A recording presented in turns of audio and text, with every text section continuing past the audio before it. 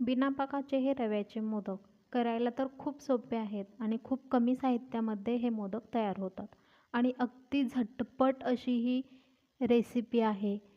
खूप अगदी 10 ते 20 मिनिटांमध्ये ही रेसिपी तयार होते आणि खायला तर खूप छान लागते. अगदी खुसखुशीत हा मोदक आपला बनवून तयार झालेला आहे. तुम्ही पाहू शकता. सहज तुटला जातो आहे हा मोदक आणि खूप सोपं आहे करायला. चला रेसिपीला सुरुवात करूया. तर सगळ्यात अगोदर आपल्याला इथे 1 वाटी रवा घ्यायचा आहे. मी तो भाजून घेतलेला नाही आहे. रवा बारीक असावा. जर बारीक नसेल तर तुम्ही मिक्सरला बारीक करून घेऊ शकता.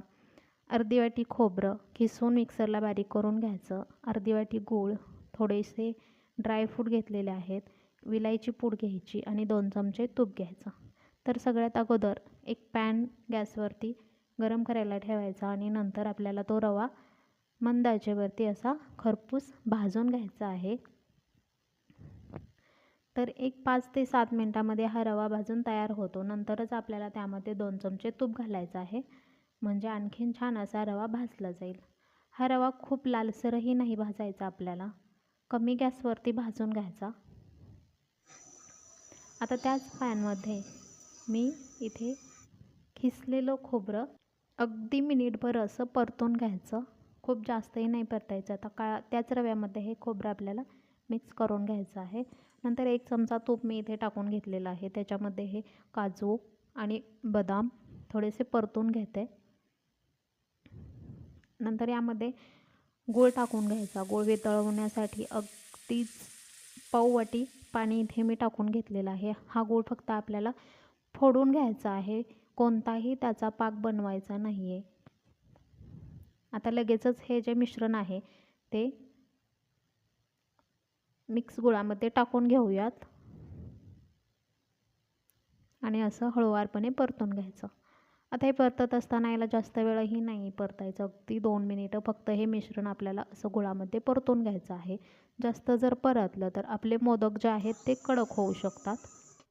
आता मोदकाच्या साच्याला या पद्धतीने तुम्ही तूप किंवा तेल लावून घेऊ शकता, म्हणजे आपले सारण जे आहे ते साच्याला आतमधून चिटकणार नाही.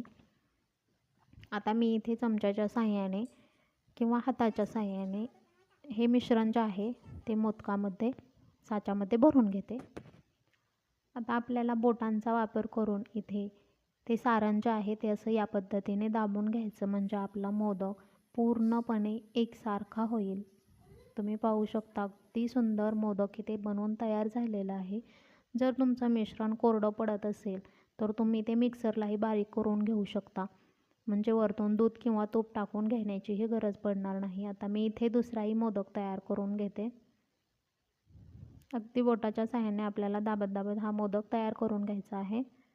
आता माझा दुसराही मोदक इथे तयार आहे. तुम्ही पाहू शकता अगदी आकाराने मोठे आणि खूप सुंदर असे हे मोदक बनवून तयार झालेले आहेत. आता या पद्धतीने मी राहिलेले मोदक तयार करून घेते. आपले मोदक तयार झालेले आहेत. तुम्ही पाहू शकता अगदी पांढरे शुभ्र हे मोदक बनवून तयार होतात. गौरी गणपतींसाठी ही रेसिपी नक्की ट्राय करा. धन्यवाद.